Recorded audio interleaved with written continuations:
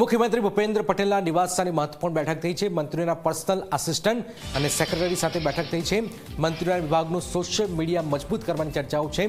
વિભાગની કામગીરી લોકો સુધી પહોંચાડવા મુદ્દે ચર્ચાઓ થઈ છે। મંત્રીઓના આસિસ્ટન્ટ અને સેક્રેટરીને ટાસ્ક અપાશે। સોશિયલ મીડિયા ટાસ્ક પણ આપવામાં આવશે।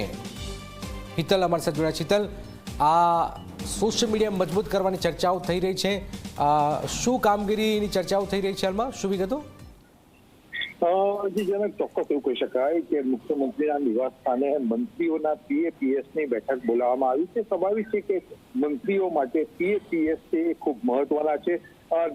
જે નિર્ણય લેવાતા હોય છે એમાં PAPSની પણ મહત્વની ભૂમિકા હોય છે। આ તમામ મુદ્દાઓ પર ચર્ચા વિચારણા કરવામાં આવશે અને માર્ગદર્શન આપવામાં આવશે। સ્વાભાવિક છે સિનિયર અધિકારીઓ દ્વારા માર્ગદર્શન આપવામાં આવશે અને ખાસ કરીને સોશિયલ મીડિયાની જે ટીમ હોય છે, મુખ્યમંત્રીની સોશિયલ મીડિયાની ટીમ છે એ માર્ગદર્શન આપશે, કારણ કે મંત્રીના ત્યાં લેવાતા નિર્ણયો અને પ્રજા ઉપયોગી જે કામો છે એ લોકો સુધી સોશિયલ મીડિયામાં પહોંચે એ કેવી રીતે સરળતાથી પહોંચાડી શકાય અને કેવી રીતે એને વધારે હાઇલાઇટ કરી શકાય, આ તમામ મુદ્દાઓ ઉપર માર્ગદર્શન આપવામાં PAPSને આવશે। અને એના કારણે જ્યારે પણ કોઈ નિર્ણય લેવાયો હોય તો તેનું માર્કેટિંગ સરકાર દ્વારા જ કેવી રીતે કરી શકાય સોશિયલ મીડિયામાં, એ પરિપ્રેક્ષમાં આખો વર્કશોપ જેવું આયોજન કરવામાં આવ્યું છે। જી જનક, બિલકુલ બિલકુલ, આભાર હિતલ। તો મંત્રીઓના વિભાગનું સોશિયલ મીડિયા મજબૂત કરવાની ચર્ચાઓ થઈ રહી છે, વિભાગની કામગીરી લોકો સુધી પહોંચાડવા મુદ્દે ચર્ચાઓ થઈ છે।